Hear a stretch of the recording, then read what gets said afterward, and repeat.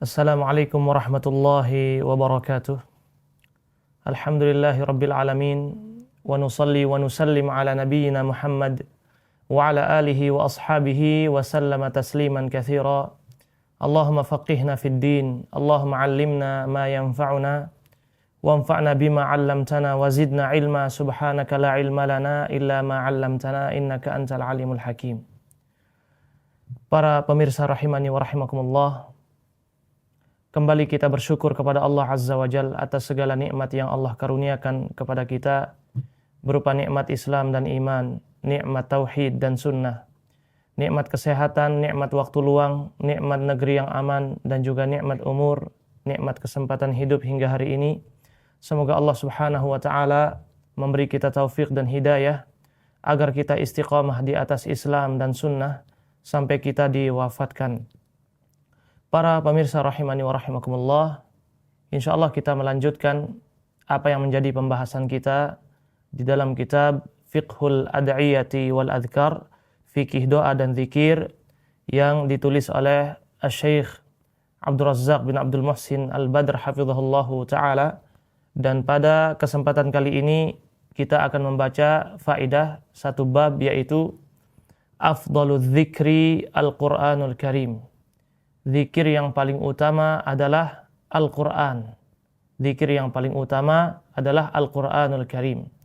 Kemudian beliau mengatakan, Inna khaira ma yanbaghi lil abdi an yadhkurallaha bihi huwa kalamuhu tabaraka wa ta'ala. Sebaik-baik perkara yang sudah sepantasnya bagi seorang mukmin untuk dijadikan sebagai zikir kepada Allah Azza wa Jal, yaitu kalamuhu tabaraka wa ta'ala.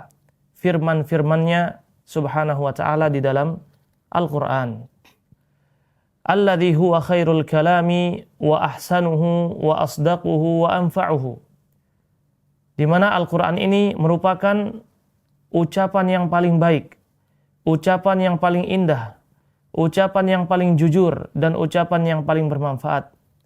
Karena Al-Quran adalah wahyu yang diturunkan oleh Allah Subhanahu wa ta'ala.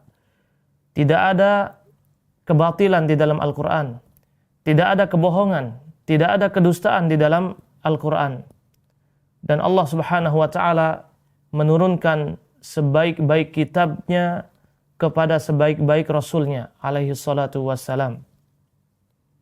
Sehingga dijelaskan di dalam beberapa riwayat hadis yang sering kita dengar, di antaranya yaitu riwayat Abdullah ibn Mas'ud radhiyallahu an. Beliau berkata, Rasulullah sallallahu alaihi wasallam bersabda, "Man qara'a harfan min kitabillah, falahu bihi hasanah, wal hasanatu bi'ashri amthaliha. La aqulu alif lam mim harf, walakin alifun harf, wa lamun harf, wa mimun harf." Barang siapa yang membaca satu huruf dari Al-Quran, maka Allah akan memberinya satu kebaikan pahala.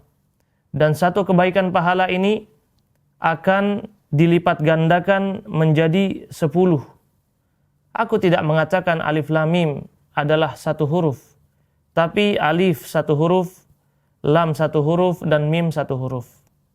Sehingga bisa kita bayangkan, seandainya di waktu-waktu luang kita membaca Al-Quran yang menjadi hafalan yang mudah kita baca. Tidak mesti kita membaca ayat-ayat yang panjang. Sebagai contoh, kita sedang duduk santai atau berada di lampu merah, kita sedang menunggu lampu hijau, atau di antrian di supermarket atau di pasar dan seterusnya. Selain kita berzikir kepada Allah Azza wa Jal dengan zikir-zikir yang disyariatkan, kita selipkan juga membaca Al-Quran di waktu-waktu luang kita dengan hafalan yang kita miliki, meskipun itu hanya ayat-ayat pendek. Meskipun kita mengulang-ulang Qul huwallahu ahad, Allahus samad, lam yalid wa lam yulad, wa lam yakul lahu kufuwan ahad.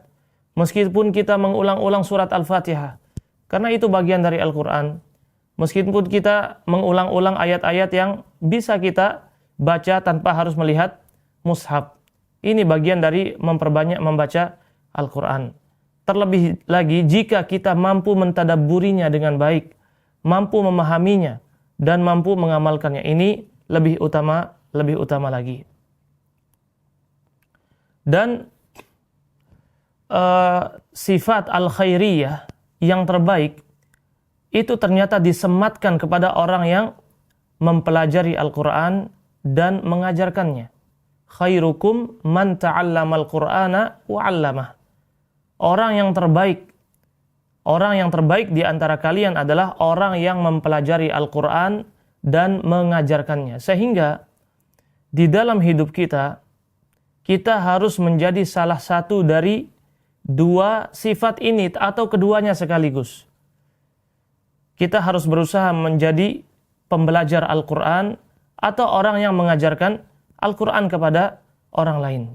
Jangan sampai kita tidak belajar Al-Quran atau tidak mengajarkannya sama sekali. Ini kerugian.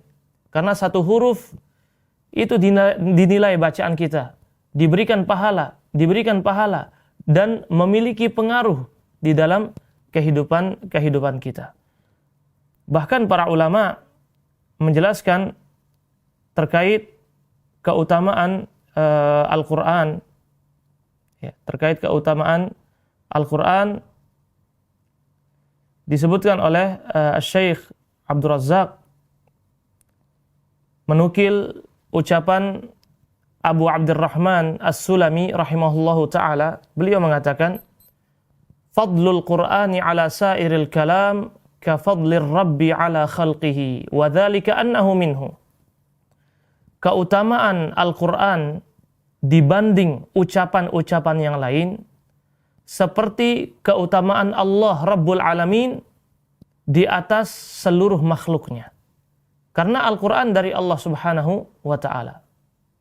Kita tekankan lagi, Fadlul Qur'ani ala sairil kalam ka fadlir Rabbi ala khalqihi wa dhalika annahu minhu. Keutamaan Al-Quran dibanding ucapan-ucapan yang lain, dibanding perkataan-perkataan yang lain, seperti keutamaan Allah Rabbul Alamin di atas seluruh makhluknya. Wal farqu baina kalamillahi wa kalamil makhluqin kal farqi bainal khaliqi wal makhluqin. Ini kata Syekh Abdul Razak. Syekh Abdul Razak menjelaskan, wal farqu baina kalamillahi wa kalamil makhluqin kal farqi bainal khaliqi wal makhluqin. Perbedaan antara ucapan Allah Subhanahu wa ta'ala, perkataan Allah Subhanahu wa ta'ala dengan perkataan seluruh makhluknya, kal farqi bainal khaliq wal makhluqin. Seperti perbandingan antara zat al-khaliq dengan seluruh makhluk. Ini tentu perbedaan yang sangat jauh, sehingga kita sebagai seorang mukmin, orang-orang beriman, hendaknya hari-hari kita jangan sampai kosong dari membaca Al-Quran sedikit pun. Ada sebagian orang yang barangkali kita termasuk orang tersebut, saking sibuknya kita dengan urusan pekerjaan, dengan urusan keluarga, urusan mencari nafkah dan seterusnya, sampai kita tidak sempat membaca Al-Quran meskipun satu ayat. Padahal untuk membaca Al-Quran bisa kita membacanya dimanapun kita berada. Di saat-saat kita kosong, terlebih saat ini, walhamdulillah kita dimudahkan untuk membaca Al-Quran lewat HP. Tidak harus dengan membawa mushaf kemana-mana. Saat kita waktu kosong, waktu luang, jam istirahat, atau di saat-saat yang memang kita tidak disibukkan dengan pekerjaan, di jam kerja kita buka mushaf. Kita buka mushaf Android atau yang ada di gadget kita baca.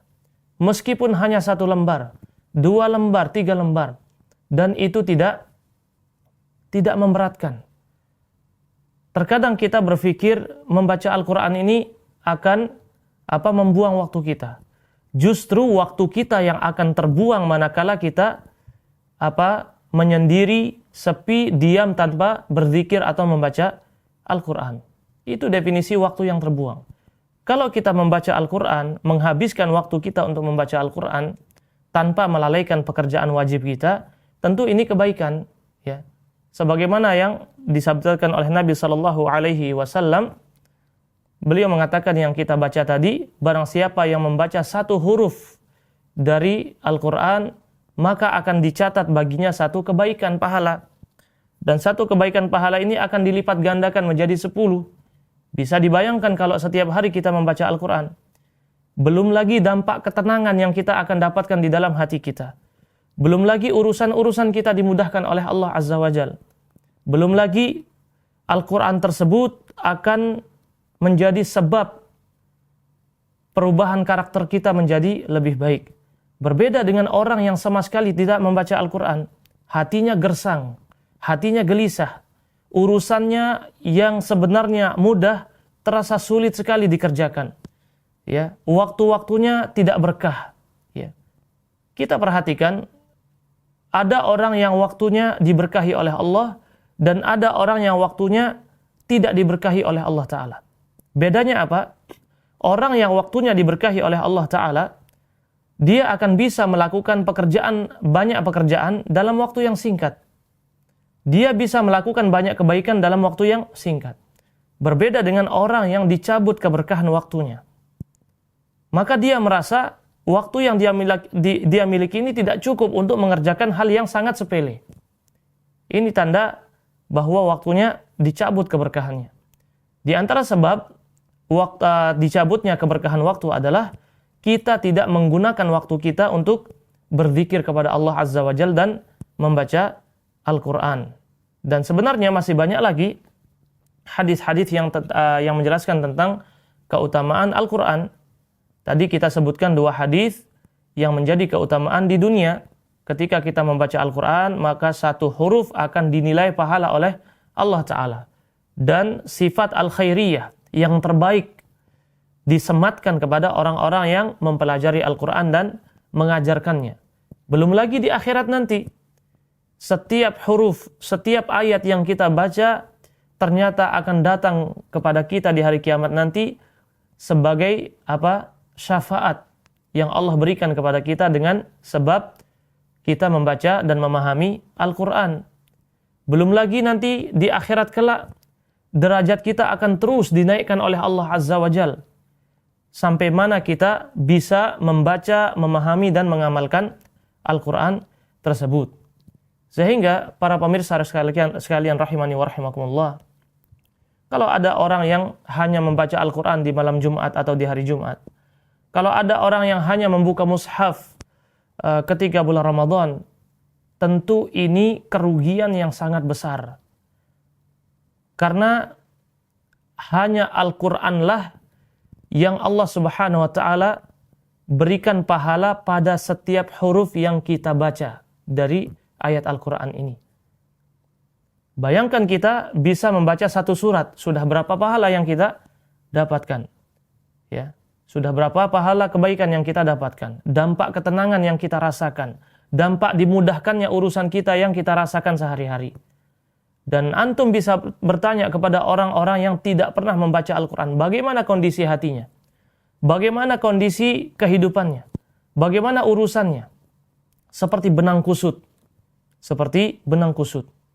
Karena hatinya gersang, hatinya kosong. Hatinya kosong. Maka ikhwah sekalian, para pemirsa rahimani wa rahimakumullah, cukup 2 hadis ini yang kita baca menjadi motivasi kita untuk membaca Al-Quran setiap hari, setiap waktu kita, terutama di waktu-waktu luang yang tidak mengganggu pekerjaan wajib kita di kantor atau tempat pekerjaan kita. Semoga Allah Subhanahu wa Ta'ala memberikan taufik dan hidayah kepada kita untuk senantiasa dekat dengan Al-Quran, baik itu dengan membacanya, mempelajarinya, memahaminya, ataupun mengamalkannya serta mendakwahkannya. Wallahu ta'ala a'lam. Ini yang bisa kita sampaikan. Semoga bermanfaat dan mohon maaf atas segala kekurangan. Subhanakallahumma wa bihamdika asyhadu an la ilaha illa anta astaghfiruka wa atubu ilaik. Assalamualaikum warahmatullahi wabarakatuh.